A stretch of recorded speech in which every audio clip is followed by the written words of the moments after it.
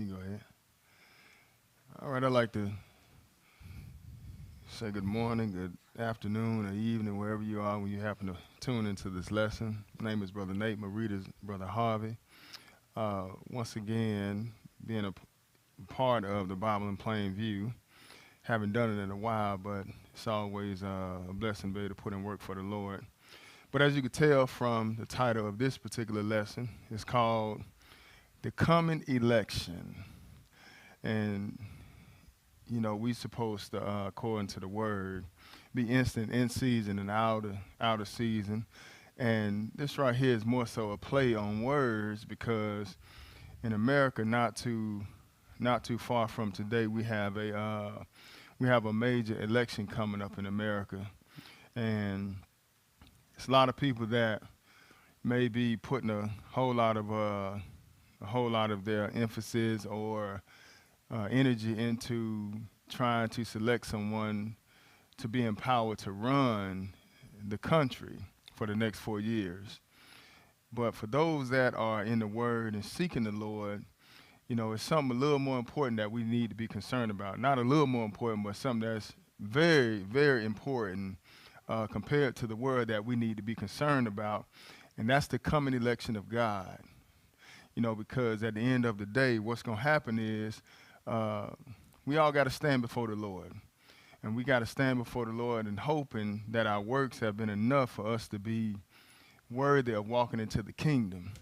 It's not a cakewalk for anybody just to get into the kingdom. What has to happen is we have to be elected. So we're going to open this up in our first place, Matthew 22, because we have about 30 minutes. But overall, you know, we have to be elected. We have to be chosen, which is another meaning for the elect. It's singled, you know, people who are chosen are singled out. And we know God's people, Israel, are chosen to be an example to the world. But outside of that, we also have people who decide to serve God and keep his commandments. The Lord will be, you know, singling you out, choosing you to be a part of his kingdom when he come back and set up his government. That's more so what we need to be concerned about, being a part of the government that the Lord is going to bring and set up on this earth. And hopefully we can be participating members. Maybe we can run a few cities. Maybe we can be governors over certain states and stuff like that, or run a few countries and stuff like that. That's what we want to try to do. But let's look at some Matthew 22, and we're going to pick this up at verse 11. When you get that, I'm going to read that for me, brother. And when the king came in to see the guests, he saw there a man which had not on a wedding garment. And he saith unto him, Friend, how camest thou in hither, not having a wedding garment? And he was speechless. And then said the king to the servants, Bind him hand and foot, and take him away, and cast him into outer darkness. There shall be weeping and gnashing of teeth. Now keep this in mind. The reason why we want to read here is because, you know, naturally out the gate, the Lord is always going to choose his people to come to the wedding first. You know, that's why the Bible talks about a Jew first and a Gentile. But in this case right here, you have people that have been called to come to the wedding, and at the same time, you know, whatever the case may be, either they got too much stuff going on or they showing up in the wrong attire, and you can't do that with the Lord. You have some people say, come as you are, but no, you got to make a change. However, in this case, you know, the Lord is now looking outside, you know, to the highways and byways is to invite others to come on in. So what does it say? Go ahead. 14. For many are called, but few are chosen. That's right, because you had this one that ended up coming into the wedding. He come in and he ain't got the right garment on and stuff like that, and that's being called out. And, you know, naturally you think being a part of Israel, you're supposed to automatically get in, but it don't work that way. And that's why the Lord ended this parable by saying, for many are called, but few are chosen. And that's what we're trying to do. We're trying to become chosen. That's what's going to make you a part of the elect. If you are chosen, and chosen in what? Look, we're trying to get into the kingdom. That's why 13 said, then said the king to the servants, bind him hand and foot, and take him away and cast him into what? Outer darkness. Outer darkness. That's the lake of fire. So guess what? You haven't been chosen. You have not been elected. So that's what we're trying to do. We're trying to get on that side where we can be a part of this election that's coming, the most important election, sisters and brothers. Let's move over to 1 Peter 1. 1 Peter 1. And Peter here is writing a letter to the strangers that are scattered abroad, but he's addressing, people outside of Israel. In this case, right, he's talking to the Gentiles. These are the ones that are scattered abroad because, in this letter right here, because it's more than just the Israelite. It's more than just the Israelite. The Lord, like I said, the Lord going to choose Israel first, but it's going to be some others that he also bring in, and everybody got to come in the same way. So what is saying, verse 1? Go ahead. Peter, an apostle of Jesus Christ, to the strangers scattered throughout Pontus, Galatia, Cappadocia, Asia, and Bithynia. Bithynia. Right, so Peter writing a letter to those. That's why I say to the strangers scattered abroad. Scattered through out Pontus, Galatia, Cappadocia, Asia, Bithynia. What did it say? Elect according to the foreknowledge of God. Wait a minute, he say elect, right? Elect. Because that's what we're trying to become, right? We want to be elected, sisters and brothers. The Lord got the word out there for the world to be a part of, and everybody has an opportunity to partake in his word, but it's when you show up. That's why I say for many are called and few are chosen. Look, the calling is out there for everybody, but you have to actually take heed to the call. That's going to put you in the category of being chosen, or in another sense, called elect, sisters and brothers. But he say, look, elect according to the what? The foreknowledge of God the Father. According to the foreknowledge of God the Father through what? Through sanctification of the Spirit. Oh, wait a minute. He said through sanctification. In other words, you got to be set apart. Got to be a change, got to be a difference between you and everybody else. The saints as a whole, it has to be a difference between us and the world. He said through sanctification of the Spirit, because that's what the word going to do. It's going to sanctify. It's going to set you apart. One of the biggest things that the Lord has given to those that he's chosen, is his Sabbath, sisters and brothers. It's a sign. It's a sign between him and his people. But he sanctified that particular day, and people are always talking about sanctified and holy and stuff like that, but won't do the things that consider you to be sanctified or holy. Even going down to things that you're allowed to eat, look, that's going to consider you holy too, sanctified and set apart. And why is that the case? Because it's ordained by God. But he said, elect according to the foreknowledge of God through sanctification of the Spirit unto what? Obedience and sprinkling of the blood of Jesus Christ. Grace unto you and peace be multiplied. That's right. Let's go to John 17. John 17, 30 minutes move real fast. Especially when you start getting comfortable, 30 minutes be gone before you know it. So we're going to have to move. John 17, verse 14. What did that say, brother? I have given them thy word, and the world have hated them. That's right, because now this is Jesus getting ready to, finishing off his mission, praying to the Lord, praying to the Father, and mainly now the mission is done. But pertaining to the people that God the Father has given Jesus, notice what he say. He said, I have given them what? Thy word. That's what we all need to be seeking for, right? We need to be seeking for the word. Not just any word, though. The word that come from God. But Jesus said, I have given them thy word, and what done happened in the world? And the world have hated them. But look, though, hey, that's what's going to happen in the world when you start following God, because you're going to be sanctified. You're going to be set apart, looking completely different. But that's what that's how the chosen or how the elect gonna be among this wicked world. He said, I've given them thy word, and the world have hated them because what? They are not of the world, even as I am not of the world. Go ahead. I pray not that thou shouldest take them out of the world, but that thou shouldest keep them from the evil. That's right. Go ahead. They are not of the world, even as I am not of the world. That's right. Now keep that in mind, though, right? You're going to be hated. You're going to be hated when you start serving God.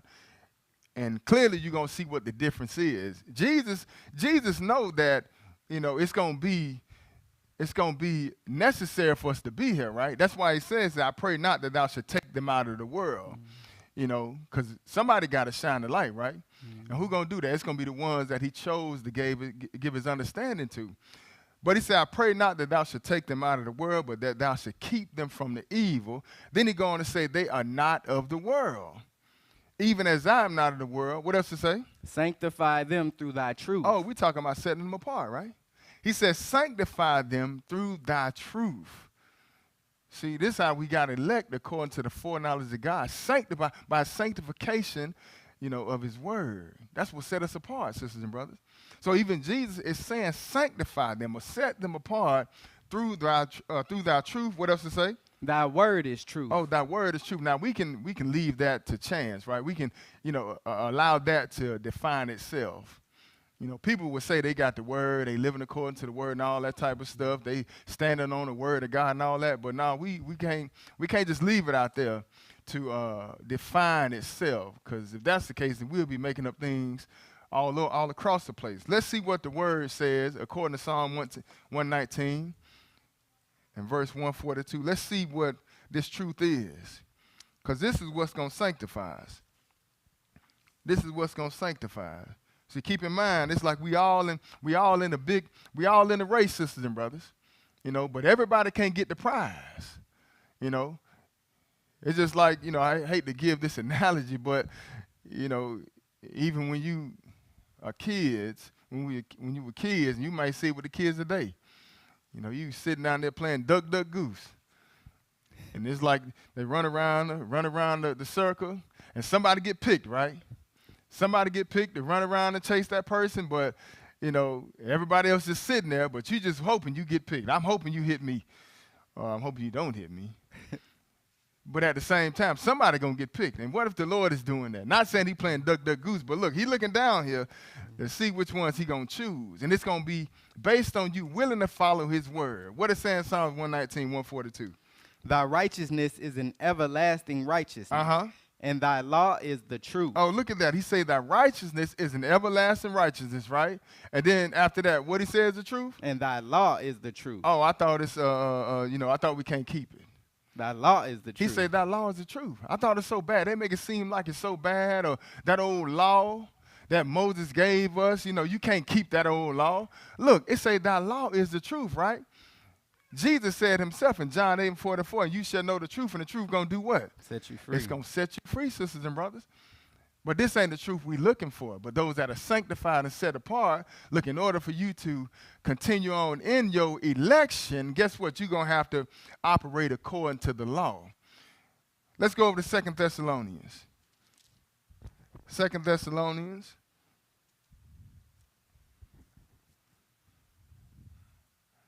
Second Thessalonians 2, and taking us all the way down to the end of the world, taking us all the way down to the end about the second coming of Christ. Look, Paul letting you know, don't be deceived by that. Different things got to happen. Different things got to happen pertaining to the Lord coming back. Let us know, don't be deceived by any means. You can read earlier on the chapter and check it out. But at the same time, just warning us of this man of sin that's going to come. And this man of sin, he's going to be operating according to the power that he get from Satan. Power that he get from Satan, look, it's going to cause a lot of people to be deceived. But let's see why they're going to be deceived. Because, once again, the Lord ain't just, hiding the word so people can't get it. It's just that people don't want to get it. So what it say? 2 Thessalonians 2 and verse 8. Go ahead. And then shall that wicked be revealed. That's right. When it's all said and done, mystery of iniquity, man of sin, son of perdition. He on the scene right now. It's just a matter of time before he going to be revealed all over the place, sisters and brothers. We kind of putting them out there. We kind of talking about it here and there, on a small scale. But it's coming, though. That's why I say, and then shall that wicked be revealed, whom what? Whom the Lord shall consume with the spirit of his mouth. And shall destroy with the brightness of his coming. Go ahead. Even him whose coming is after the working of Satan with all power and signs and lying wonders, and with all deceivableness of unrighteousness in them that perish. Look at that, though, because that's what Paul warned us about earlier, didn't he? Jesus warned us about that himself. Pertaining to the end, don't let no man deceive you.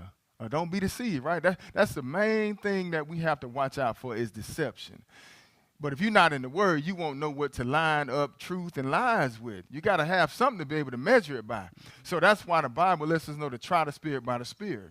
You're going to try the word. You're going to take the word and try other things outside of the word. That's how you're going to try it, by the Bible. But it say, look, and with all deceivableness of unrighteousness in them that perish because they what? They receive not the love of the truth. Oh, but look, didn't we say that we saw that law is the truth, right? He say because they receive not the love of the truth that they might what? Be saved. That they might be saved. Skip down to 13. What it say? But we are bound to give thanks always to God for you, brethren, beloved of the Lord, because God hath from the beginning chosen you to salvation. Look at that. So he elected somebody, right? He choosing somebody, ain't he? Somebody is going to fit it. Somebody going to walk into the kingdom. We just hoping that it's going to be us. But notice what he say. He say, but we are bound to give thanks always to God for you, brethren, beloved of the Lord, because God hath from the beginning chosen you to salvation, right? That's what mostly everybody's seeking for. Everybody talk about salvation, especially Sunday churches. That's what they talk about, right? Everybody want to be saved. But notice how he has chosen us to salvation by what? Through sanctification. Through what? Sanctification. Because you got to be set apart. He said through sanctification, sisters and brothers. So in other words, you cannot continue on living according to the world, if you want to be chosen. If you want to be elected, you got to change. That's what the sanctification is all about. He said, God hath from the beginning chosen you to salvation through sanctification. What else? Of the Spirit and belief of the truth. That's right. Look, that's the difference between us and them. They believe the lie. We believe the truth. See, they not believing the truth. They done got jammed up now. They receive not the love of the truth. But us, on the other hand, the sanctified, the chosen, we get the word, we get the truth, and we accept it. We take it with open arms. Why? Because we love the truth, sisters and brothers. That's a part of you being sanctified. Let's move over to Jeremiah 51, because you still got to do your part, though. Still got to do your part, even though the Lord is choosing. We just got to put it all together, though. It ain't like the Lord just going to choose you, then you say, okay, while I'm in there, I ain't got to do nothing. That's what they tell you in the other religions, right? They say you ain't got to do nothing. Now, notice what the Lord is going to tell us. Jeremiah 51, and pick this up at verse 6. Jeremiah 51 and verse 6, one verse. Go ahead. Flee out of the midst of Babylon. Oh, look at that, though. He tell you to flee out of the midst of Babylon. Eventually, it's going to come a time where the saints going to have to flee. But even now, today, look, you got to come out of the ways of the world. That's what we mean by being sanctified. He say, flee out of the midst of Babylon and do what? And deliver every man his soul. Oh, so it's up to us, right? It's this camera, too, ain't it? That one right there, right? Okay, make sure I ain't looking at the wrong one. But he say, look, deliver every man his own soul, right? Well, deliver every man his soul. So it's up to you. He say, flee out of the midst of Babylon and deliver every man his soul. What else to say? Be not cut off in her iniquity. For this is the time of the Lord's vengeance. Go ahead. He will render unto her a recompense. That's right, because look, what's going to happen when the Lord returns, he's going to take down Babylon. And the sinners therein, look, the Lord going to come back with his wrath. But what you got to do, you got to make the decision to save yourself. That's why I say flee out of the midst of Babylon and deliver every man his soul. Let's go over to 2 Peter 1. Looking at the things that you have to do. Things that you have to do so you can keep your election. You elected, you chosen, but it's some things that you can do to solidify the election, solidify your election. Let's look at it. 2 Peter 1, pick it up at verse 4. What it say? For if God spared not the angels that 2 Peter sinned. 1. I'm sorry. It's okay. All right, go ahead. Whereby are given unto us exceeding great and precious promises, that by these ye might be partakers of the divine nature, having escaped the corruption that is in the world through lust. Look at that, though. He said, look, whereby are given unto us exceeding great and precious promises, that by these you might be partakers of the divine nature, having escaped the corruption, right? Having escaped the corruption that is in the world, because that's what's all in the world. Like we saw yesterday, pride is in the world. Lust of the flesh. Lust of the eye, that's what's in the world. Got to come out of that, right? That's why we saw, flee out of the midst of Babylon. Come out of the ways of the world. This is what's going to sanctify you. Now we're trying to make our election Like I said, we're trying to solidify the election that the Lord has. Hopefully we can keep it all the way to the end, and we'll see that, we actually fit. We fit the calling for sure. But what else to say? Go ahead. And besides this, giving all diligence, add to your faith virtue. That's right. So we want to. In other words, we want to keep on growing. When you come in, you may come in lacking in certain areas. Then you got to start building upon what you start taking in. Start putting the building blocks on top of it. And beside this, giving all diligence, add to your faith virtue. What else?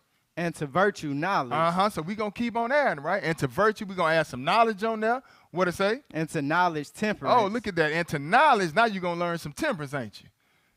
Go ahead. And to temperance, patience. And we're going to learn some patience.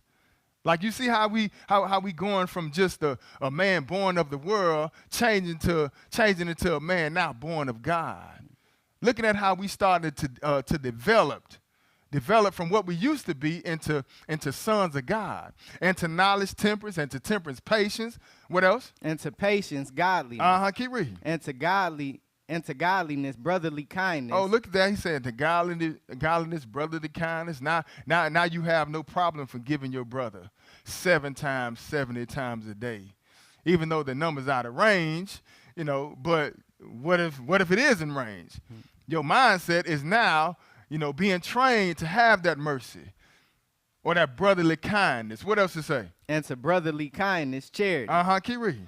For if these things be in you and abound, they make you that ye shall neither be barren nor unfruitful in the knowledge of our Lord Jesus Christ. That's right. So you're just going to get better, ain't you? If these things be in you and abound, they make you that you should neither be barren or unfruitful, right? Barren, you look in the Bible, you see some women with barren, they couldn't have no children. Unfruitful and stuff like that. Look, men, Lord gonna bless the fruit of your body, but in a spiritual sense, you won't be like that. You will be fruitful. What else to say? Go ahead. But he that lacketh these things is blind and cannot see afar off. That's right. Go ahead. And have forgotten that he was purged from his old sins. That's right. So if you lack these things, like you say, you blind, ain't you? He said, but he that lack these things is blind and cannot see afar off. See, we don't want to lack these things, right? We want to stay within the confines of these right here because we want to make sure we continue to see what the goal is.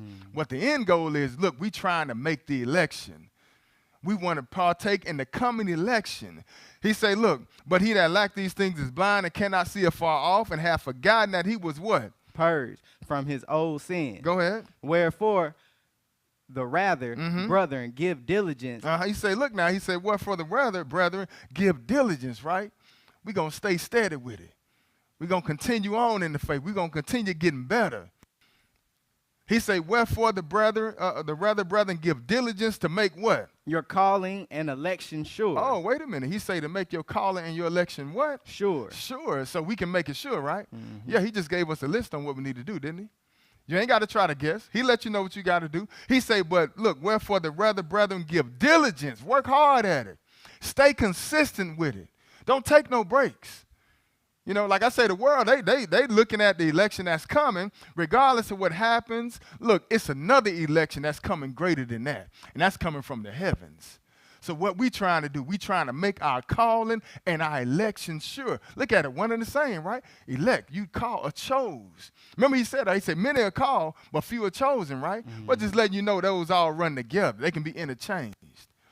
Make your calling and your election sure. What else to say? For if ye do these things, ye shall never fall. That's right. You should never fall. Never fall if you do these things, right? So you got the list. You have another. We see what it takes for you to make your calling and your election sure. Colossians 3. Colossians 3.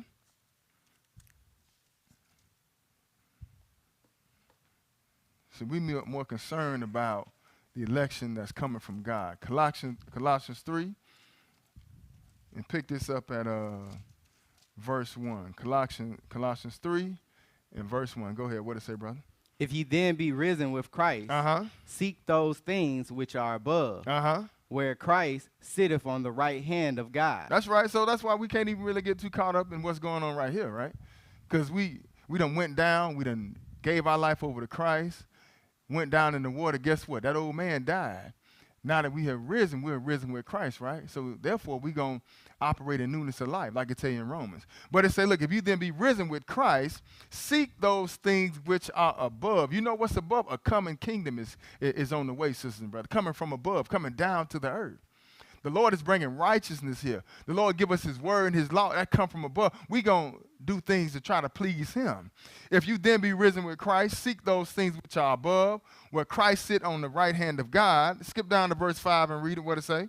Mortify therefore your members which are upon the earth. That's right. So mortify, kill off your members upon the earth. This is what is naturally a part of man that we have to consistently kill all the time. What it say? Go ahead. Fornication, uncleanness, inordinate affection, evil concupiscence, and covetousness, which is idolatry. That's right. So we got to mortify that, right? That's what comes with the natural man. You know, all sin. Got to constantly kill that off. Mortify therefore your members which are upon the earth, fornication, uncleanness, inordinate affection, evil concupiscence, and covetousness, which is what? Idolatry. Which is idolatry. Go and read verse 8. But now ye also put off all these, anger, wrath, malice, blasphemy, filthy communication out of your mouth. Lie not one to another, seeing that ye have put off the old man with his deeds. And have put on the new man, which is renewed in knowledge, after the image of him that created him. That's right. So look at that. We killing off that old man, right? We putting off all these things that naturally come with us. Anger, wrath, malice, blasphemy, filthy communication, not lying to each other. Then he says, seeing that you have put off the old man with his deeds and have put on a new man, which is renewed in knowledge after the image of him that created him, right? So in God, there is no what? What does it say? Verse 11. Where there is neither Greek nor Jew, circumcision nor uncircumcision. That's right. That lets you know it's good for everybody. Anybody can come on in. Anybody can be a part of this.